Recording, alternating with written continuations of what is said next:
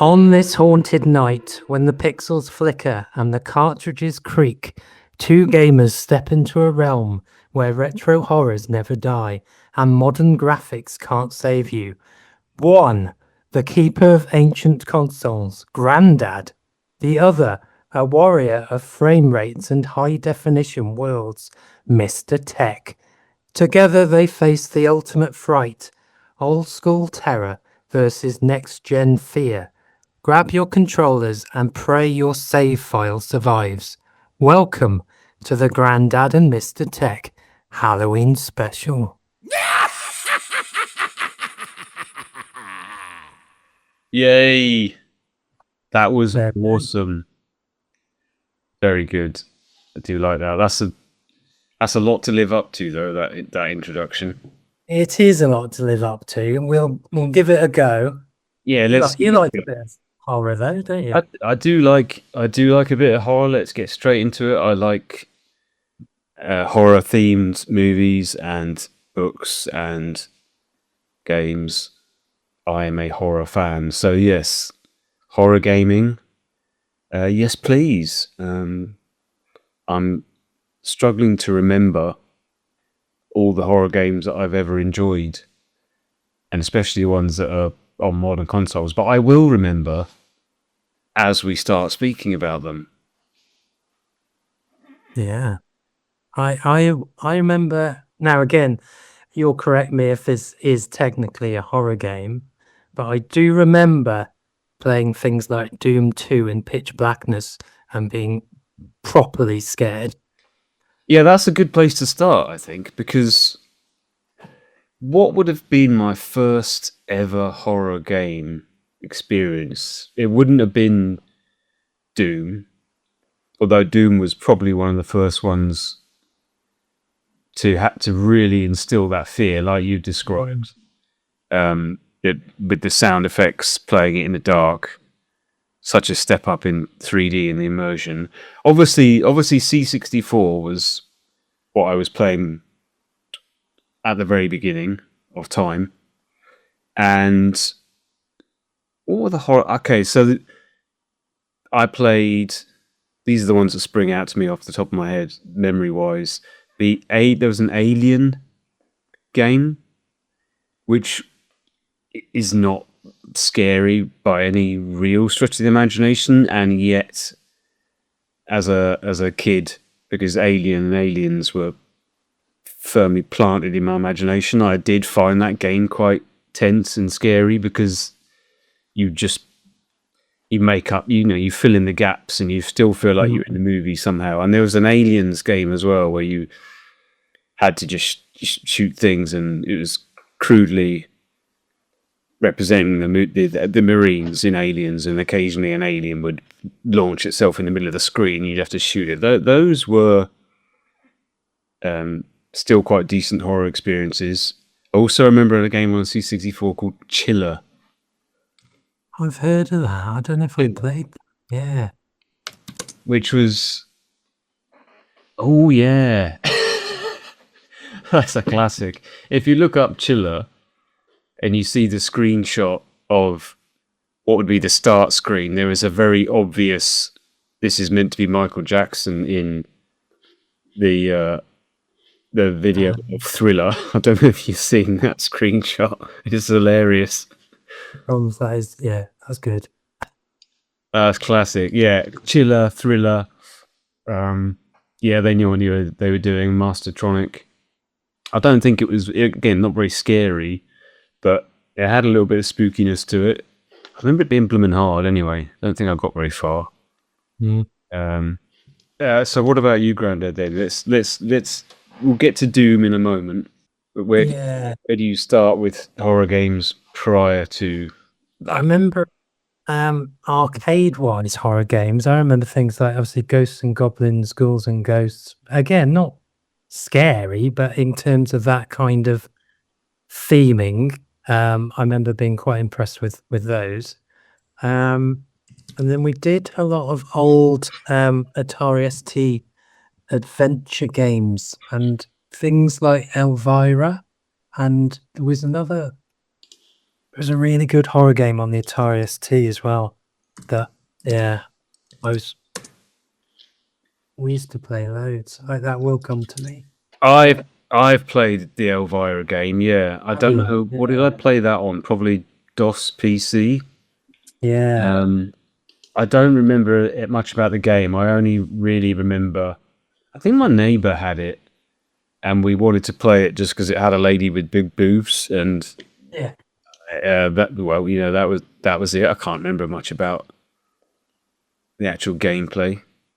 Odd game actually. This kind of weird first-person-y dungeon crawlery, bit of Eye of the Beholder about it, isn't it? Yeah, yeah. And I remember things like Dungeon Master being quite scary on the Atari ST. I've not heard of that one. It might have been around the same time. And then you've got things like Maniac Mansion, which again are kind of comedy-esque horror, but they are, sort of adventure action games and things, but in the same kind of theming. Yeah, when we start to move past things like the C64, I mean, we just mentioned the Elvira game as a DOS game. There's quite a few games now that crop up for me that were doing kind of cinematic horror in like you just said, adventure games. So absolute classic, Gabriel Knight. Did you play Gabriel Knight?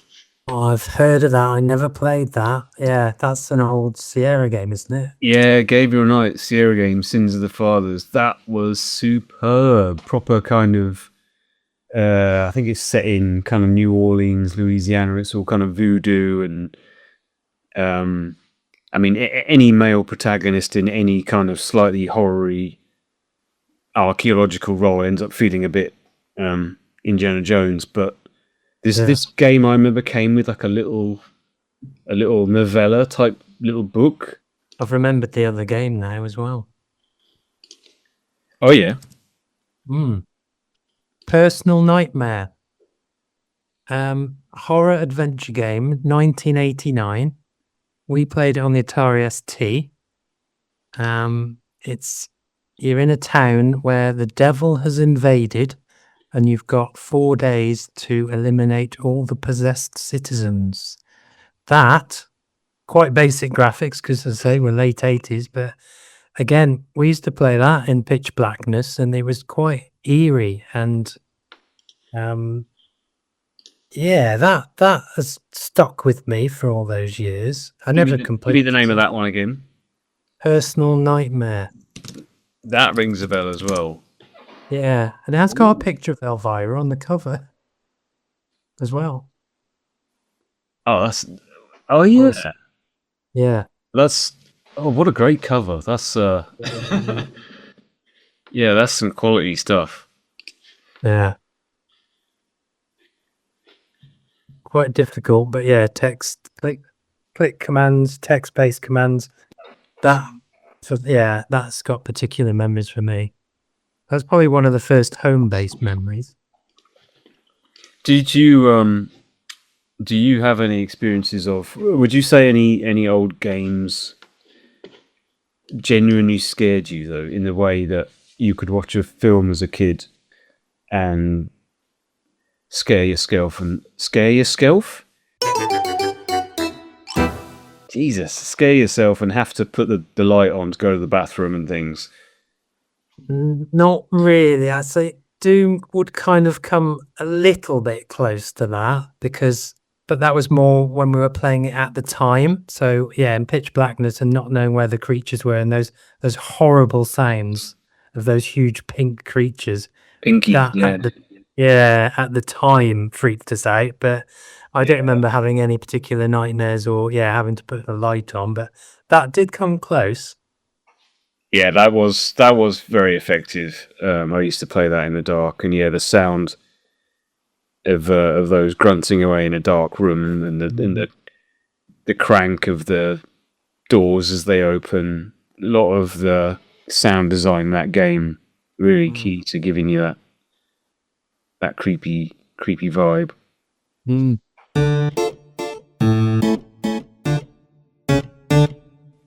I've remembered another one. Actually, it's not really horror. Maybe I'm just confusing this with the Gabriel Knight game, but there was another adventure game called Under a Killing Moon. You remember? Have you heard of that?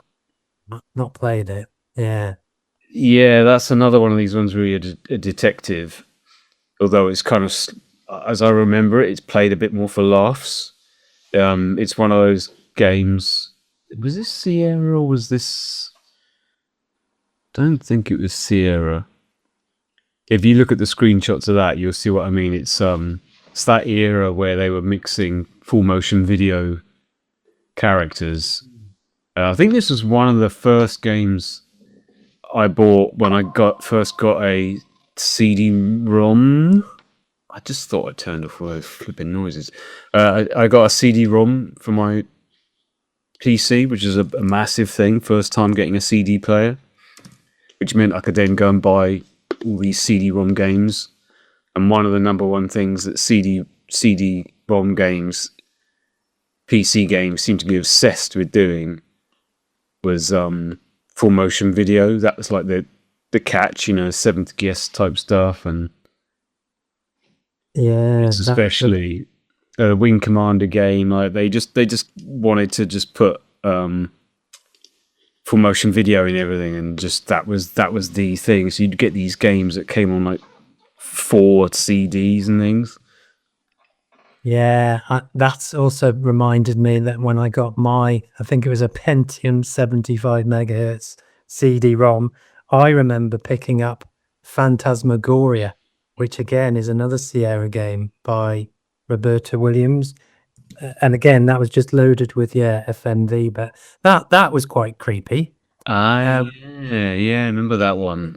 Yeah, if you go back to it, you at the time it felt like it was totally full screen and a lot more fluid than when going back to it now. It's in a tiny postage stamp, but that still had a good effect of being quite creepy. Yeah. I'm feeling the lure looking at these screenshots of Gabriel Knight and Under a Killing Moon. I really want to play these now. Just to see those video clips again. I think that's gonna trigger a ton of memories. And they were quite fun games. I've always been a fan of point adventure games. At one point in my life, they were my favourite. This Sierra games and the LucasArts games. There was nothing better than a good point and click adventure game. This is you know what this is, Grandad? This is me. I need to get off my ass and get my DOS PC emulation thing set on this high-powered Mac I've got here. I was going to do that. Yeah. Ooh. Yeah, I could be playing Under a Killing Moon and Gabriel Knight. You can get a lot of these on Good Old Games as well, and they're all customized because I think they just run through DOS. Oh, maybe these are playable on my Steam Deck. Or that. Yeah. I don't even have to go emulating anything. Let's have a look. Under a Killing Moon. It's on Good Old Games for £3.99. There you go. What does it run on though? Does this run on? Well, obviously it's Windows. Does this mean this would this run on my? Would this run on my Steam Deck? Probably. Don't know.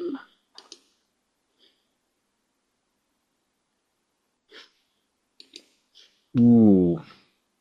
I should make more use of this. Have you bought many things on here then? Because I haven't. I've got to say, this is a bit of a blind spot for me. All Gabriel Knight's on here as well for $3.95. 20th anniversary edition. Oh my word! I had a bit of a spell of realizing that yes, a lot of these older classics, particularly PC CD-ROM stuff, and the FNV stuff, LucasArts. I did buy quite a few from Good Old Games. They are reasonable, and they're all done. They're all configured properly, so they literally download, boot, and run just as it would be back in the day. So I did. I got Phantasmagoria. I got a few other things. I think I got like the indie games. I might as well. I think I got Maniac Mansion as well, things like that. But yeah, it's a good one to tap into because it's all done for you. You don't have to faff around and configure anything.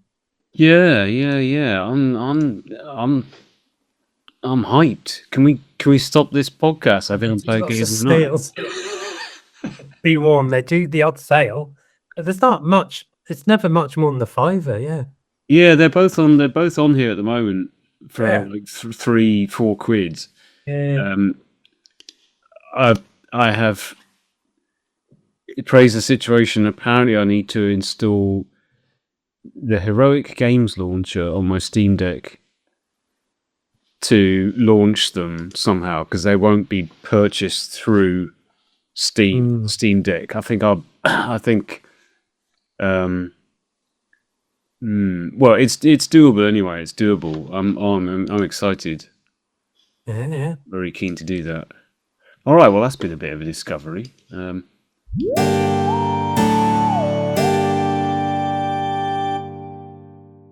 So what have we got after Doom then? Let's keep cranking the let's set the speedo of the Dream Machine or whatever to 19. 92, 93. We're into console era. We're into Super Nintendo Mega Drive. So I would have been playing things like Splatterhouse 2, arcade conversions of probably Ghouls and Ghosts, wasn't it, on the Super Nintendo, which remained as hard as the arcade. Yeah, I remember Splatterhouse in particular was awesome. That was an arcade. I played Splatterhouse a bunch. I think our friend Mr. Nintendo Man was always a massive Splatterhouse fan. I think that rings a massive bell. That's the one where you're the dude looking like he's out of Friday the 13th. Is that right? Yeah, hockey mask, side-scrolling platformer. Just punch, kick, grab weapons. Yeah, defeat bosses. Quite difficult, but again, most games on the Mega Drive and the SNES are only about 4 or 5 levels. But yeah, it's a good learning curve. Yeah, I don't have a lot of console era horror memories actually, apart from playing a little bit of Splatterhouse. I suppose Castlevania kind of. Castlevania is kind of horror themed, but yeah, I wouldn't call these games true horror. And then there's comedy horror again. So you got things like Zombies Ate My Neighbors on the SNES. Did you ever play that? Yeah, I have played that one actually. And it did have a sequel, I think, called Ghoul Patrol. But again, that's more comedy horror. Yeah, I'm trying to think of something. Well, I was going to get to this later, but I'll just go straight to it, shall I? My favorite horror game, really. God damn it! I thought I turned them all off. I just went through my notifications and like unchecked. Why is there not like just one button? Just mute all bloomin' notifications. It's because I've got a browser open, you see, and all these things are hijacking the browser. That was some money app telling me that, oh, you need to watch your spending this month, Mr. Tech. No more buying things from Hong Kong. We're just gonna have to accept it bleeps every now and again. It's fine. My favourite horror game, I don't think you're going to know this one. You might have heard of it. You might have heard me talk about it. When I rediscovered gaming after a bit of a hiatus, and I got back into PlayStation, I bought a PlayStation 4 because it had the Star Wars Battlefront bundle. And I was mad keen to play that Star Wars game because it looked very, very flash. That was one of the lures that got me back in. And the other game that I bought at the time, second hands. To go with that, I bought a game called Bloodborne, which is a game made by the people that make Dark Souls, which and Elden Ring. So you already know you're talking Mr Tech favorites here. And firstly, this is a rock solid game, especially when you hadn't played games for quite a while like I hadn't.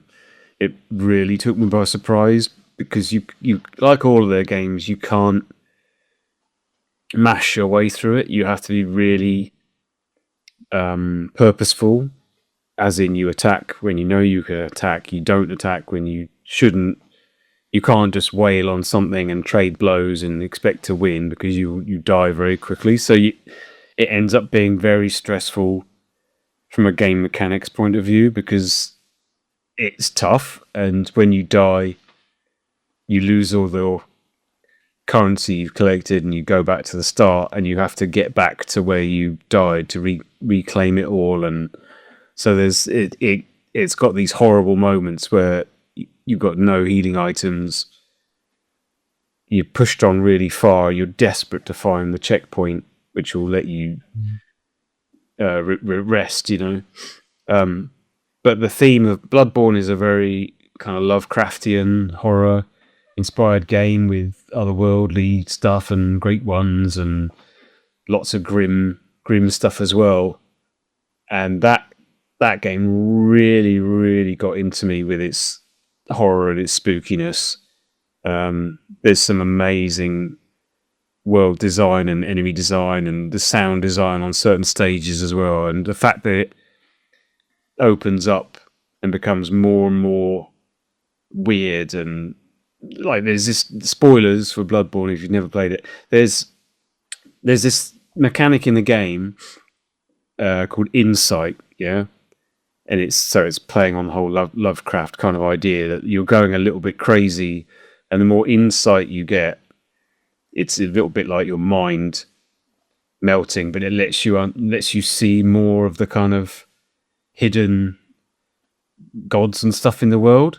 So like, there's this one of the early levels, which is the whole game is set in a kind of world that looks very kind of Victorian and run down, and there's like a plague that's been going on, and if you collect a lot of this insight resource, when you go back to one of the really early stages and kind of wander around outside into the courtyard and look up, there's actually like a massive like cosmic being, like Cthulhu type thing that's like straddling the building, and it's like it was there all along, but you never saw it until you got this insight to see it. And the way it would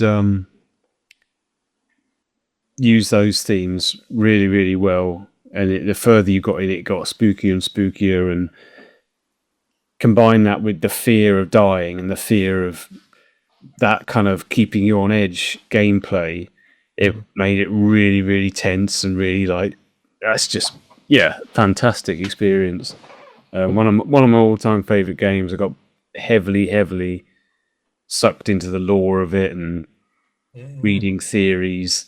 There's like some guy online, I can't remember his name now, but he effectively wrote like a little book all about the lore of the game and the world and what's actually going on and unraveling the mysteries, and fantastic stuff. That's probably we'll get that out of the way. That probably is my favorite horror type game of all time, to use a cliched phrase. Even if you don't play it, if you were able to come around my house and watch me play it and you take in the vibe, you'd be like, oh, that's proper horror, that is.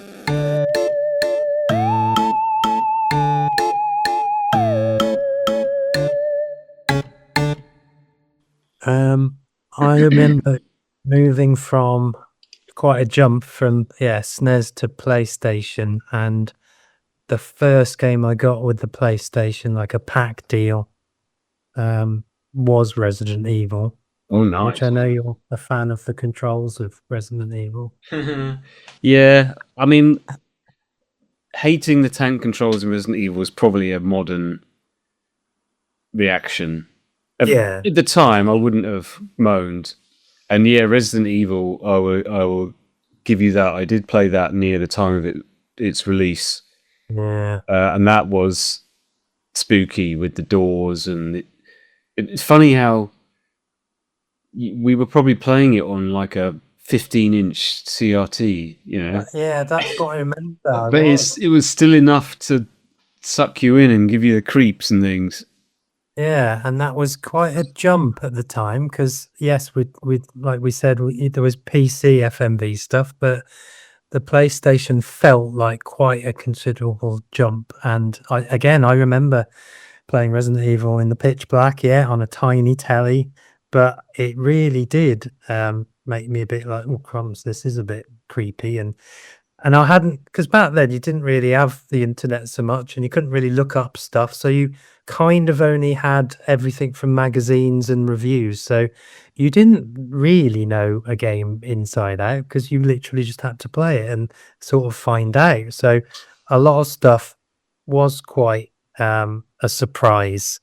Like now, you just look on YouTube and you can see whole walkthroughs and things, can't you? But that was that again. That was another moment in console and my gaming history where, yeah, that stuck out in terms of kind of horror memories.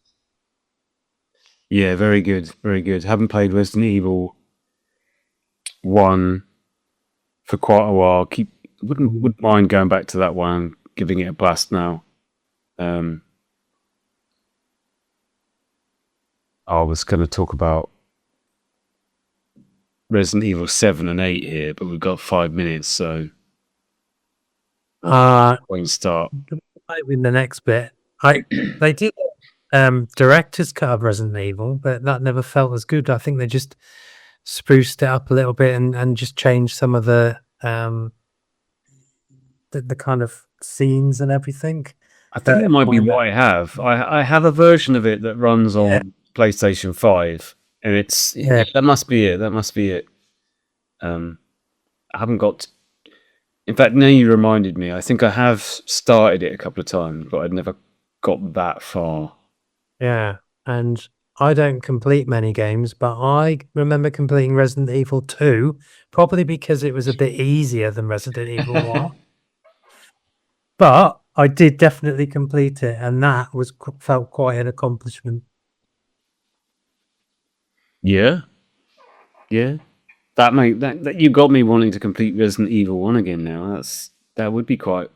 It's especially if you don't cheat. Like, it's very tempting in the modern era to emulate it and kind of mess around and I give myself infinite ammo. But if you're playing it properly, with the whole system of save points being sporadic and having to use the item to save, and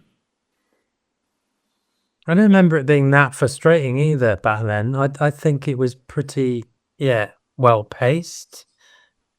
It was hard, but I don't think it was terrible. I remember it being easy. It's the aiming. That's the thing that gets me. It is the aiming. Yeah, it is the aiming. Like, because you panic and then you panic, so then you move the sticks around and you're not getting your aim right, and then that's the problem, isn't it? Yeah, the aiming is tough, and another game I'll talk about in a bit more depth in a minute. But having recently completed, we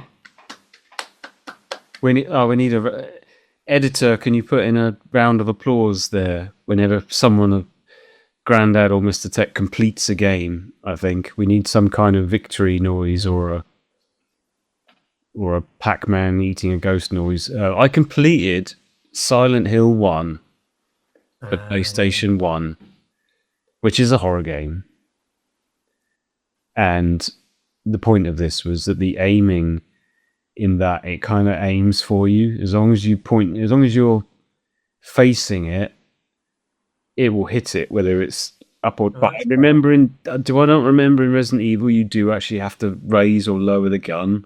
Yeah, that's the point, and you can just be slightly off, and then that's what can mess you up. Yeah, see, I'm already having trouble with that. Especially if it's dogs and things and zombies that kind of creep up on you, but it was more the dogs because they move faster. Oh yeah, the dogs. Yeah, the dogs. It's always the dogs. The dogs in Bloodborne are a nightmare as well. Are they? Yeah, because they very fast, and you think, oh, I'm just gonna wipe the floor with this dog, no problem. But they kind of jump, and then they jump again, and just like a real attack dog would kind of. Yeah, the number of times you have a ridiculous death to a dog, and you're like, I can't believe it was a dog that got me.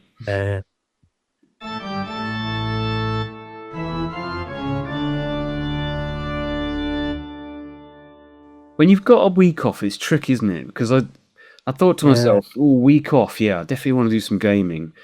And I'm my own worst enemy, because part of me wants to just play part of me wants to play a bit of a lot of games.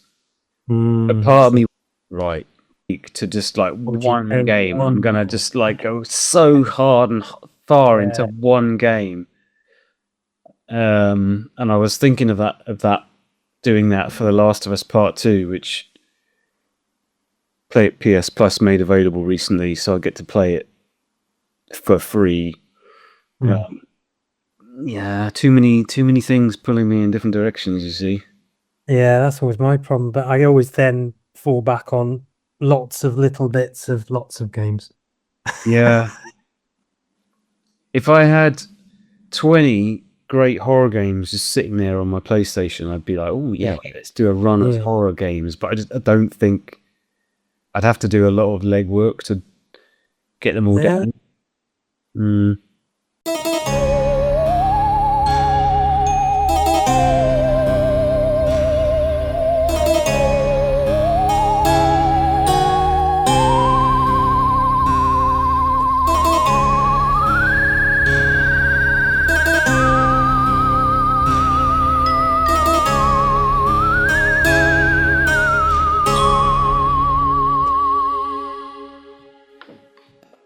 Right, we're back.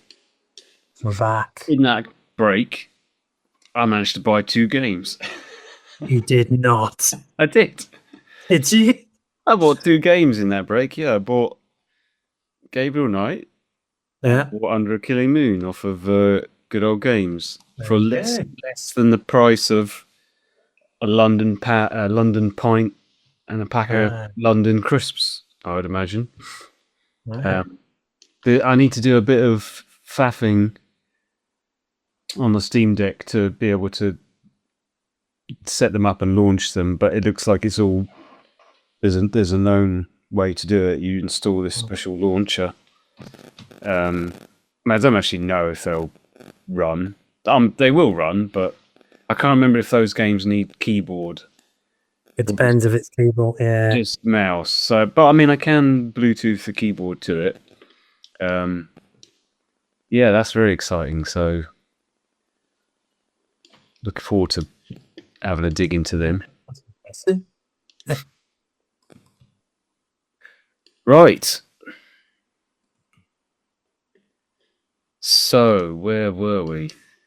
We're talking about Resident Evil. Resident Evil, yeah. And now I know you haven't played many modern Resident Evils, have you, Grandad?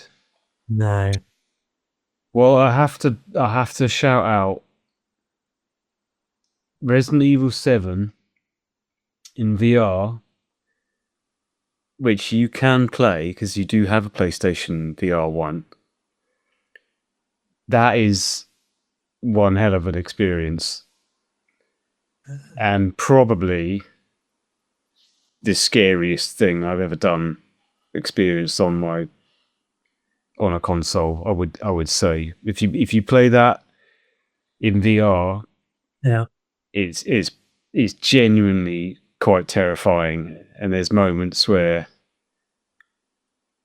I found myself thinking, do I really want to do this? Am I going to do this, the whole thing?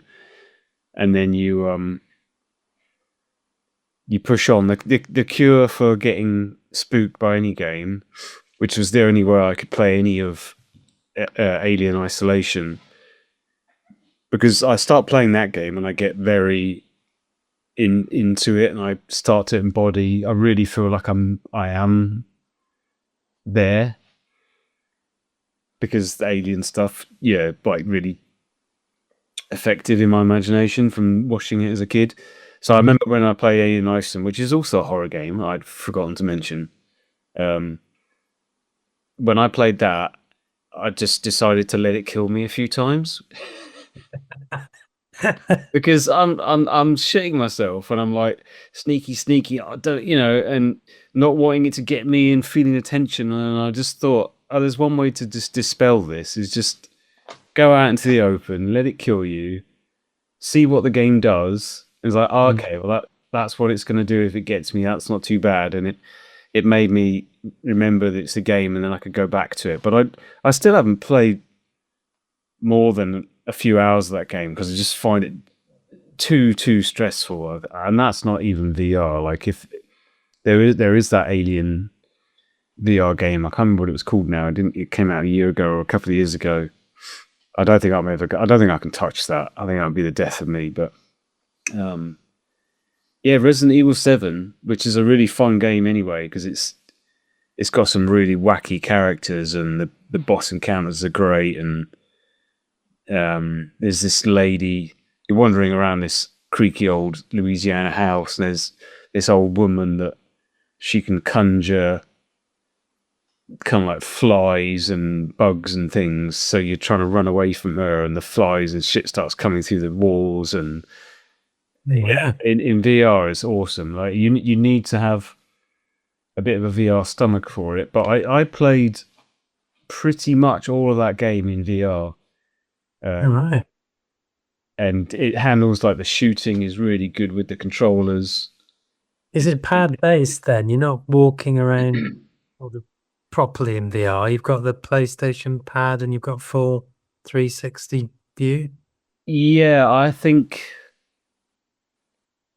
Did I now? I'm trying to remember if I played it with the Move controllers. This is PlayStation 1, PlayStation VR 1. I can't remember if I played it with the Move controllers or the pad, but you are moving. That's why it took me a few attempts to kind of get into it, because I was getting a bit nauseous, but I managed to kind of overcome it enough Yeah. because I wanted to experience it. So yeah, you're fully moving around. I think it's because most of the time you're moving fairly slowly. You don't have to do too much running. So yeah, you're looking around, you're shooting things in first person. And the environments are really creepy, like these kind of decrepit houses with dripping walls and weird pots full of what could be human flesh on the stove and things. And it is really good. It's a real kind of haunted house ghost ride type experience. It doesn't take itself too seriously when the baddies turn up, but it's handled really well. And then that was quite a turn up at the time that they made that entire game in VR. This was when PlayStation VR looked like it was going to be a lot more of a success than perhaps it is. But the entirety of that game being in VR, and then Resident Evil Village, Resident Evil 8, which came after it, which is also a great game, lots of werewolves based stuff in that. That's also fully playable in VR, and that gets quite elaborate on PlayStation 5, because you do things like reach behind you. You've got the handheld controllers. You like reach behind to get your shotgun, or you reach in. You do that to get your pistol, and you have to reload. And I mean, if you were to go full on with it, you would probably have a really good time. That one I've not done too much of. Again, the nausea. I'm very safe now with my stomach when I'm racing in VR, but first person movement is still a little bit challenging for me. But they definitely need to be mentioned, because the quality of the experience there, and you know what it's like as soon as you're in VR. The chances of something scaring you are way higher. Even Resident Evil 7, just on a normal big screen, is pretty creepy at the start. It's very good. Well, even that game you recommended to me in VR, was it Rush of Blood? Even that was a bit. Rush of Blood, yeah, Yeah. Until Dawn, Rush of Blood. That's great. Yeah. Have you played the one that started all of them? Just called Until Dawn. No. You aware of that one? No. It's like it's a bit like a playable horror movie, really. You don't. There's not a lot of action in it, as I recall, but there's a lot of kind of branching paths, and what you do determines who dies and how and in what order. And it can be an annoying game if you're not in the mood for that kind of thing, because you do a lot of walking down one path and you can't really deviate from it, but you're shining your torch and all spooky and yeah, quite effective. I never got too far in that because the pace of it was a little bit off for me, but worth a mention. I'll definitely try that Resident Evil in VR. Yeah, I do like VR, and as you say, it's a completely different experience. And yes, VR has definitely got the ability to freak you out on many levels, isn't it? So yeah, Have you got a copy of that? I know you I said don't I thought you know. had a physical copy of that. I thought you found one. No. No, I do need to get hold of that. Hopefully, it's not too much money. There shouldn't be, should it? Yeah, definitely keep your eyes peeled because it's worth a go just to experience Yeah, it. It's really cool. yeah.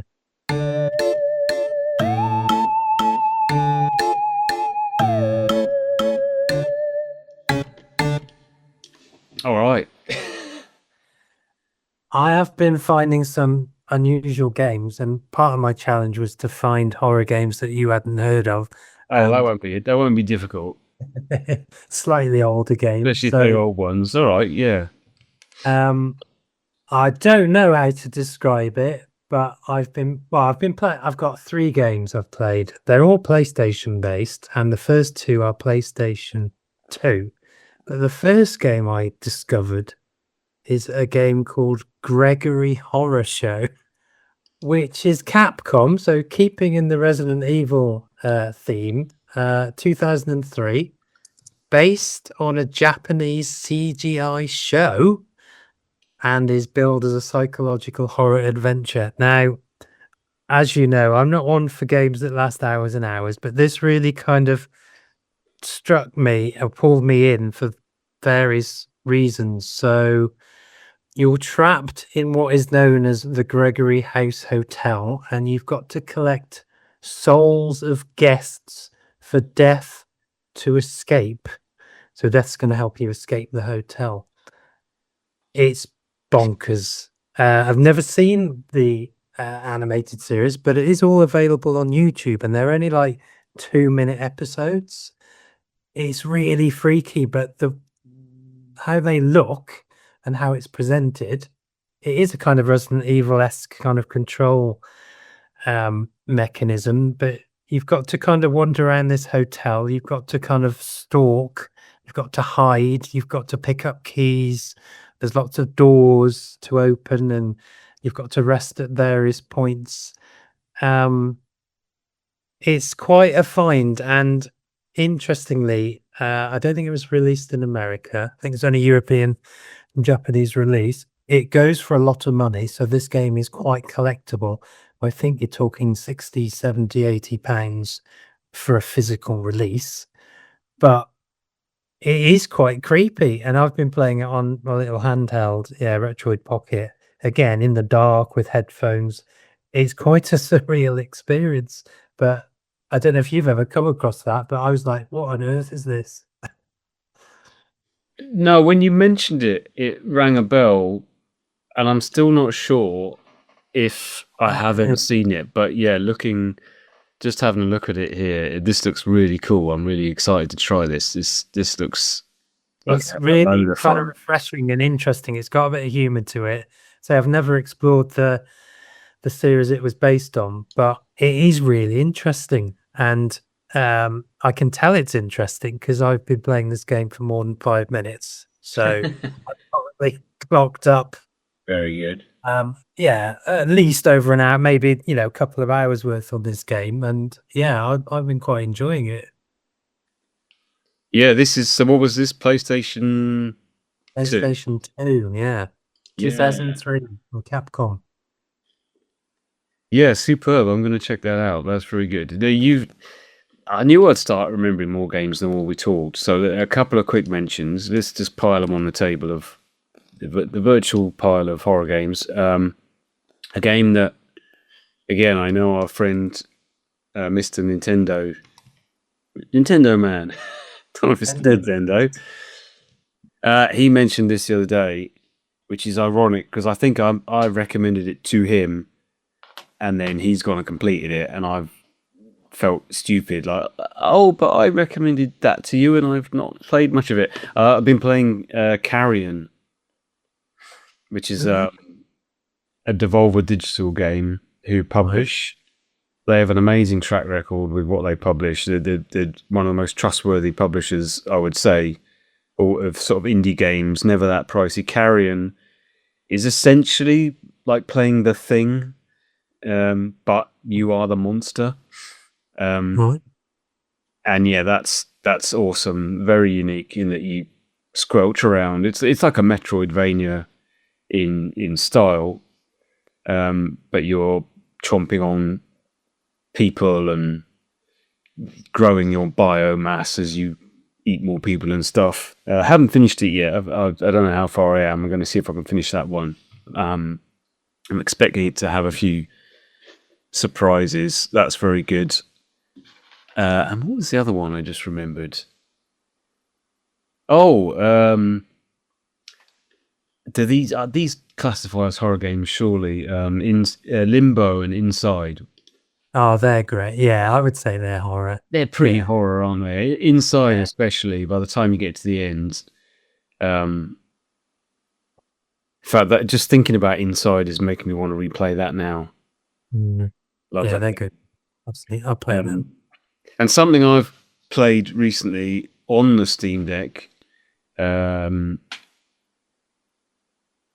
it's called Look Outside. I was trying to find an amusing segue there from Inside to Outside, because this is called Look Outside. Look Outside is it's like a turn-based RPG type thing, really. But very sort of retro style graphics, yet modern with it. Again, I haven't got too far into this, but I really need to sink more time into this because it's just got such a great sort of twisted sense of humor, and the style is very like gross. That's the best way I can describe it. If you look at some of the screenshots, it's just really gross enemies. Yeah, another great. Oh, that's a Devolver Digital again. It's a Devolver Digital game, so they don't miss, really.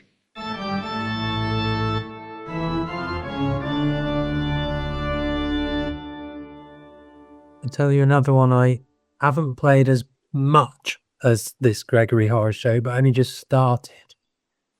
Another PS2 game called The Suffering.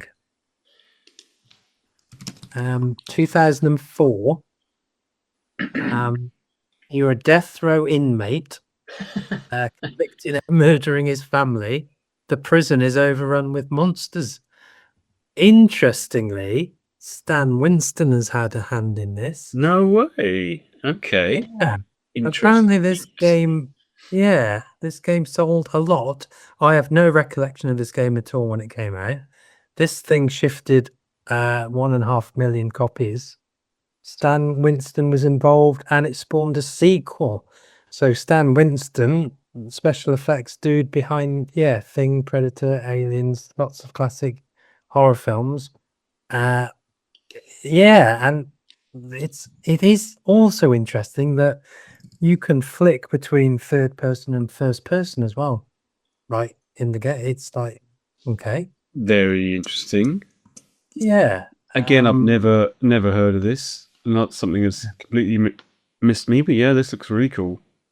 So it's action enough for me. I don't think it's too heavy on the kind of adventure element. I mean, I've only started playing it, but you were straight into the action. There was monsters galore, and you were running around. it's got the sequel. I think's The Suffering Ties That Bind. Again, they're both very sought after. The prices of these games are also quite high. But yeah, that seems an interesting one as well. And then I tried to bring it really well. I say bring it really up to date. I got as far as 2019, and I started playing Blair Witch on the PlayStation 4, Right. which at the minute is an advanced dog simulator. And I just want to read this to you. I seem to have got the physical copy Right. that includes additional content, which is the Good Boy Pack, which means that you can change the skins and animations of your dog as you're walking him through the forest. Well, that's very modern gaming. That is skins for your dog, Blair Witch game. Yeah. Good atmosphere, but all I've done at the minute is literally wander a forest with the dog. That's on me rather than the game, but it's a big forest, so I'm getting a bit lost already. But I've read that yes, it does get very atmospheric. I think it is set in the kind of Blair Witch universe, but they've created their own kind of story. So it starts off that you've got to find a missing boy with your dog called Bullet. And yeah, very exciting that you can change a lot of the dog if you wish. Well, I'm impressed. I'm impressed that you're playing a PS4 horror Yeah. game. Very good. There's a game on that regard I will recommend. Let me see how much it would cost you, because I don't think you're ever going to find this in physical. So my next pick, I knew they'd all come back to me as soon as we started talking. It's all coming back to me. There is a game called Darkwood, which is like a survival horror type game, with a top-down perspective, which I would say the easiest way for me to describe it as a point of reference that you'll probably get is if you remember Alien Breed. Oh yes, yeah. That direct vertical top down where you're looking right, not even angled, you're right over the top of the person's bonce and you can see their little arms. Darkwood uses that, and you're in this sort of weird, creepy wood. And one of the interesting things is that the layout of the map changes every game, so the rough flow of where you need to go and what you need to do is the same. But every time you play it, it'll be a slightly different map, so you can't just blindly, you've got to work out. And it has this sort of day-night cycle where in the day you can go out in relative safety and you need to find fuel and find wood and find resources and things. And then as night comes on, this kind of mist sort of rolls in, and you have to go into your house and hammer, nail the wood over the doors and things to barricade yourself in, because it's very easy to die from the creatures. You don't last very long. You're not supposed to fight them all. And this is another game I would say, despite its relatively sort of crude graphical stylings, this really did shit me up playing this game, because the sound around you of when it starts to get night, and I say this kind of mist and fog rolling in, and you feel very, very isolated. You can only really see by the cone of light of your torch. It's one of those games, so whichever direction you're facing, you're lighting up a little quadrant, and it's really, really well done. The effects of this nighttime passing and the kind of brooding vibe of it, I found it really quite creepy. Again, another game I haven't got anywhere near finishing. It's quite hard, as I remember, because you do have a limited amount of time you can go out in the day and grab stuff, and if you don't get enough fuel or whatever, because you need fuel to put in your generator to keep the lights on in the house during the night, because if the lights go out, you know what I mean. So it's Okay, yeah, that yeah. tension. But yeah, if you ever see that in the sale for a couple of quid, it looks like an Amiga game. I don't know if you've seen any screenshots of it. It looks like almost like an Amiga or an ST game. It's easy to get lost. This is the problem I think I have with more modern horror stuff, where I do like to be guided a little bit, and it's when you can literally just wander off and yeah, really kind of get stuck. Yeah, to a degree. Like this game, you have a map, which Yeah, little marks get put on the map as you explore. So you'll have a mark on there for your home base, and when you find a particular building or whatever, that gets put on it. So you kind of know where you are in relation to where you were, mm. but there's nothing guiding you. So you just have to know, okay, I'm at this place. I need Yeah, to okay. head southeast, and I should land back with my home. That's kind of stuff can get annoying, but again, it's meant to be survival horror. You do need to kind of keep your wits around, and Yeah, no, so in that regard, it's very stressful game, which is adds to the horror of it, because it just gets you feeling that palpable sense of, oh my god, I've been out too long. I better head back, and it starts getting dark, and it does this some amazing work with the sound design in the surround sound, where the sort of creaks and cracks and things. It can be the sound of like a twig snapping, but it gets under your skin. It's really good, and the visuals being kind of a bit grimy and a bit sort of fuzzy sort of adds to that. You know, like in a lot of games, if they're too clean, they're too modern and too crisp, it can take away from the horror. You need a bit of scuzz, you know. yeah, yeah, yeah. And this has Definitely. got that in spades. It's really unique. Yeah, I agree. I think the sound is a really important factor, and if you're lucky to have a setup where you can put these games through surround, that does add a whole other level to it. Because as you say, it just can be those subtleties that really kind of get you in.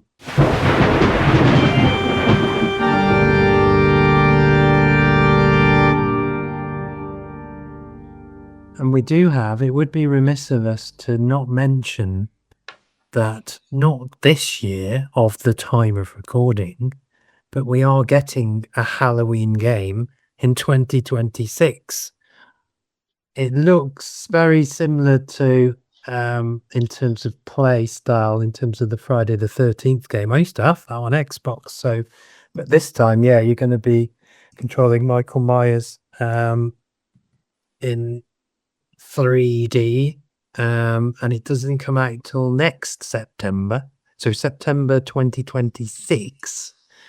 But John Carpenter is one of the executive producers. However, that could be meaningless, or it could be that he's very involved in it. I don't know.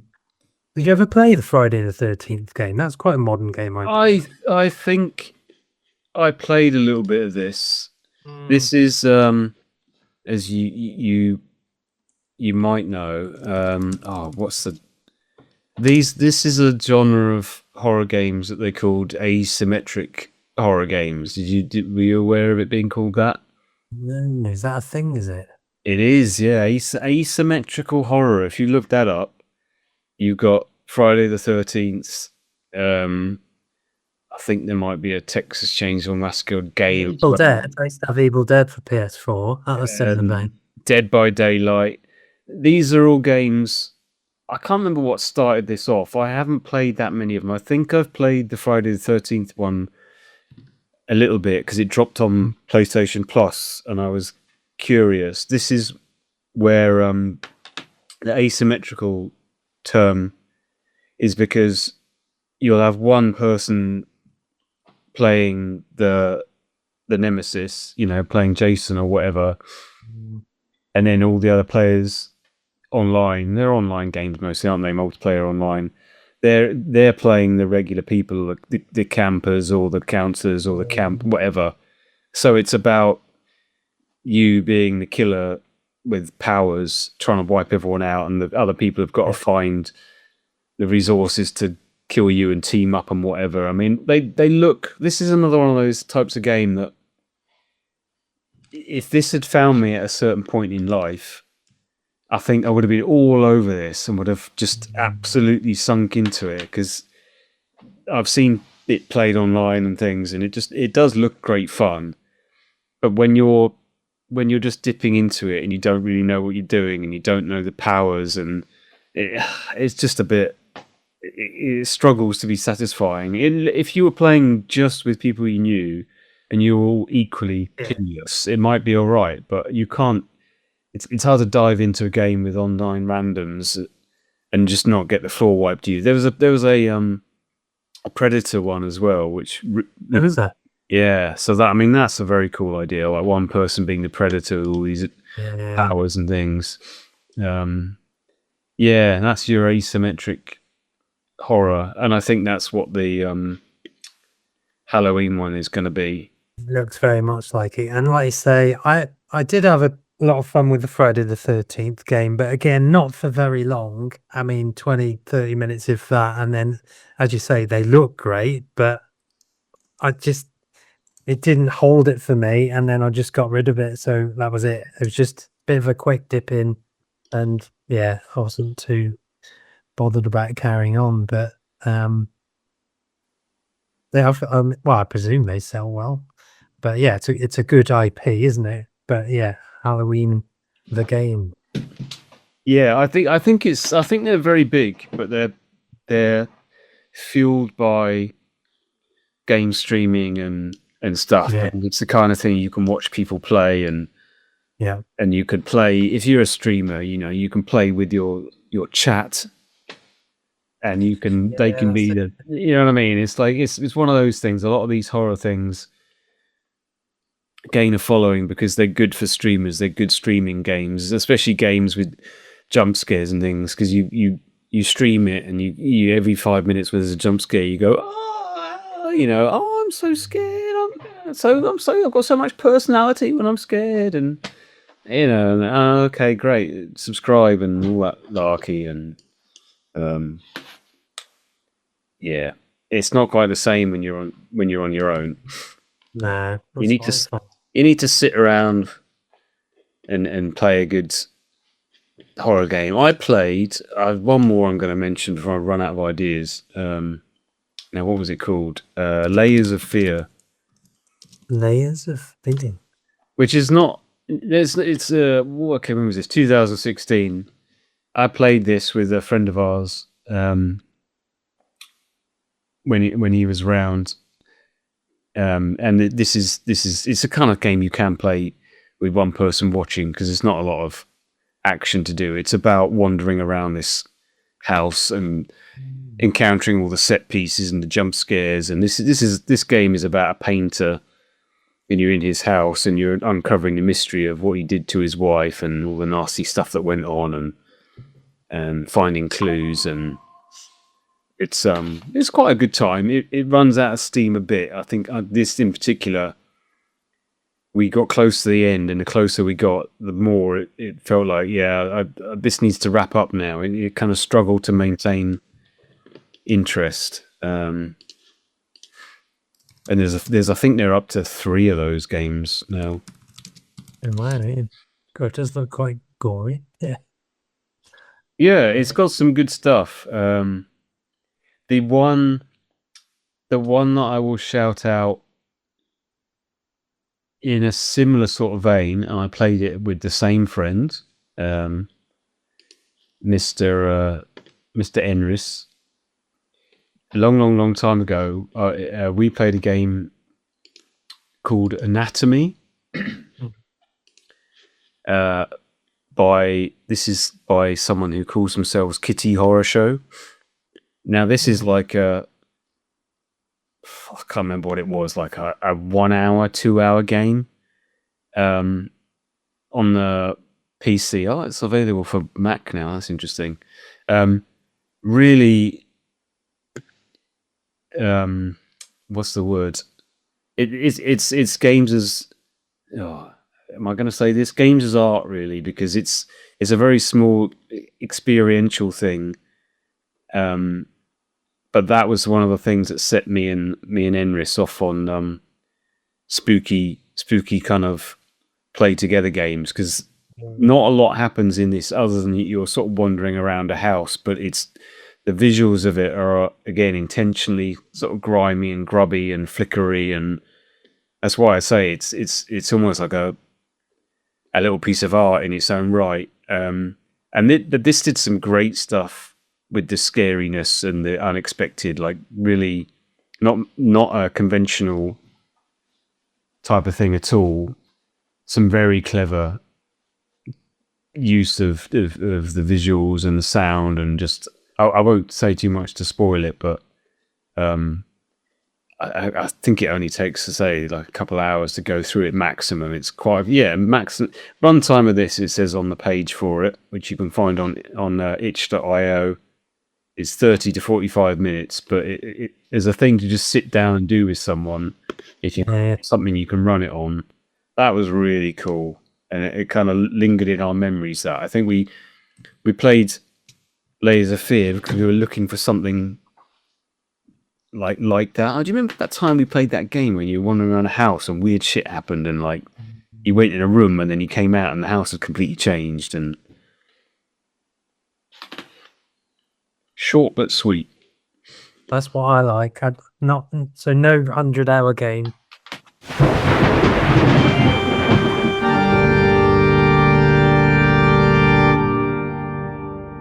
Right. Well, we're almost out of time, Grandad. I think we've done well to remember a fair bunch of horror games. Obviously, listeners, watchers, leave your favourite horror games in the comments, and remind us that we've forgotten like probably 90% of the most well-known horror games released. Forgotten a lot of classics. But you can only remember what you remember, and you can only play. Yeah. You can only remember what you've played, and you can only play what you happen to play. So, no, I think we've covered quite a few. Yeah. Oh, can't forget Luigi's Mansion. Well, of course. Which is good spooky Halloween type game there. Nothing scary about that, but yeah. Classic Nintendo presentation. Did you ever play the if you go to these arcade clubs, there's a Luigi's Mansion arcade where you've got the ridiculous vacuum cleaner. No way. Yes. Oh, that sounds amazing. Huge, and you sit in, and you're holding that, and it's like a shooter, but yeah, it works really well. That's fantastic. Oh god, Luigi's Mansion. If Nintendo got their act together and made VR games, imagine that in VR, where you've got one controller as the torch. Light the way with the torch and do the sucking, and like bash the ghosts by swinging. Yeah. Oh, that would be amazing. Come on, Nintendo, do VR. Why aren't you doing VR, Nintendos? And that reminds me as well, they should do an update in VR of House of the Dead. That's another classic rail shooter. Yep, very good. Yeah. Do you like a bit of House of the Dead?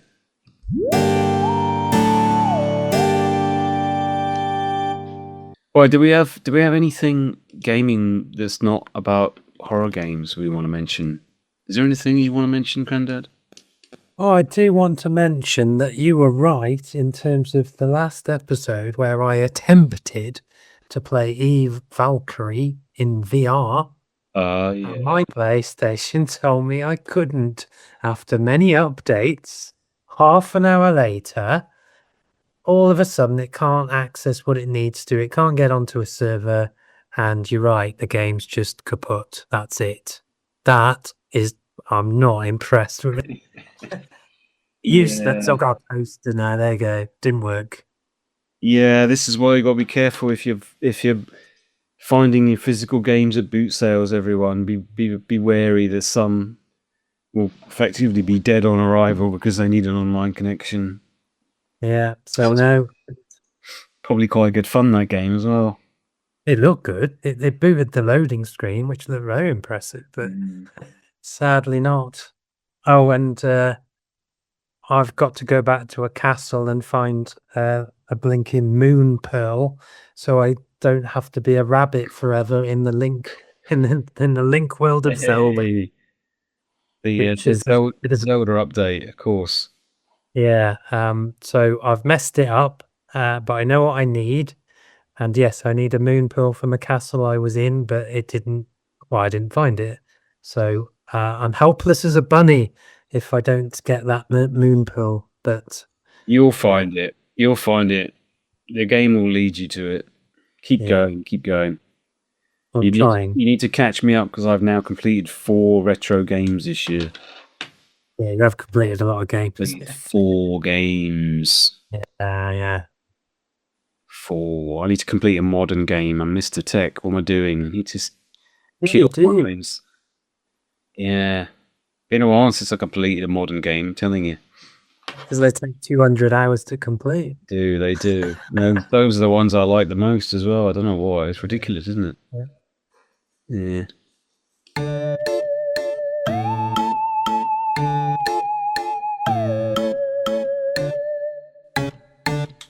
So what are you going to play instead, Grandad, given Eve Valkyrie gave you 2 modern thumbs up? Yeah, I think I'm gonna now.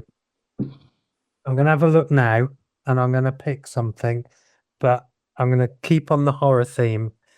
But I'm gonna go older, so we don't have the stress of having to update updates that either don't exist or won't work.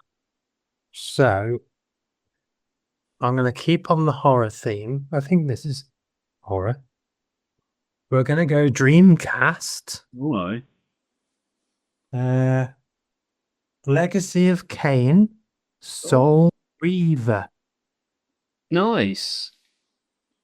for Dreamcast. Nice. Right. Nice. You do know that this had a remaster not so long ago. Of course it did. Well, that's not no fun in that, is there? I want to play the original on the Dreamcast. Yeah, Yeah. nice. I haven't actually played that, but it's one of those games that I do quite fancy playing. Never got around to it, so yeah, and interested to know how that works out for you. There you go. Yeah, it looks suitably horrific, but it's in my very small, bespoke Dreamcast pile to play. That's the benefit of having a massive collection of physical games, isn't it, Grandad? You just turn around and Yeah. pluck something off the shelf. I can't really do that. Well, like I can, but Probably can. yeah, almost not much to pick. Oh, what about handheld? You could pick a horror handheld. That was one thing that I used to play, actually. Dracula on the Lynx. That was particularly spooky. Okay. What about a handheld game, a Game Boy horror game? I don't actually know off the top of my head any Game Boy horror games. Hmm. I mean, they're not going to be scary horror, are they? They're not going to be particularly horrific in 4 Shades of Green, are they? But No. Doesn't mean to say it won't be fun. yeah, I do like the GV. yeah. Bubble Ghost. That's like a nice friendly horror. Bubble Ghost. We can get Beetlejuice on there. Bubble Ghost. That's apparently an Atari ST game. Gargoyles Quest. That's linked with Ghosts and Goblins. Yeah, that's That rings a bell. it's a spin-off from Ghosts and Goblins. Gargoyles Quest. Best Game Boy horror game. No. Oh, Alien 3. I played that on My original Game Boy. Yeah, not sure. Well, you should go for a tech game, really, shouldn't you? Well, yeah, this is it. So what we got here? We got the 10 scariest Game Boy games. Bubble Ghost, Beetlejuice, Alien 3, Castlevania, Dr. Franken, Oh, I used to have that. Kid Dracula, Gargoyles Quests, Castlevania 2. I did like a bit of GB Castlevania. Yeah. That did always go down very well. Yeah. Yeah, well, I think to keep in fitting with my alter ego, I'm going to play. I've been saying I'm going to do this since I installed it. I'm gonna keep on playing The Last of Us Part 2, I think. Yeah. Because boy, does this game look flashy and modern and just jaw-dropping. It is quite ridiculous. And I have played the first one. It's taken me this long to build up the steam to want to play the second one. But given I've now got it kind of free, I'm thinking it's the time to go. Yeah, that's what I'm going to do. Or if not that, I might play a little bit more Darkwood, or I might even go and play Inside again. I play that game like every couple of years, just long enough to have kind of forgotten some of it, and then it blows me away.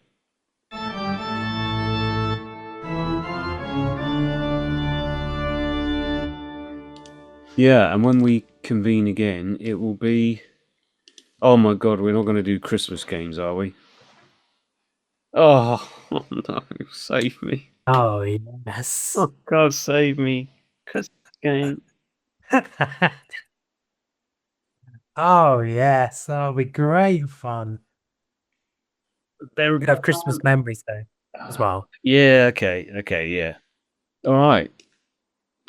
That just about wraps up the Grandad and Mr Tech horror special, I reckon. Maybe I'll just go play Bloodborne again. You know what? I could just forget. Yeah. I'll just play Bloodborne again. Yeah. I want to think about that.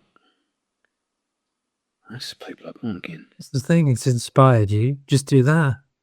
Yeah. Yeah. Maybe I'll boot it up. Just dive back into the world again. It's like diving back into a world that you know when you've caned a game and you got that atmosphere from it. Yeah. But yes, thank you to all our listeners, viewers. Obviously, as well as our podcast, we do put choice cuts on our channel. So do please keep checking back. I have been Grandad, and you have been I've been Mr Tech. Mr. Tech. Mostly. Okay. Or a bit of both. But a bit of both. But yeah. But mostly Mr Tech. I'm going to be Mr Tech from now on. I'm going to go play some modern games. Okay.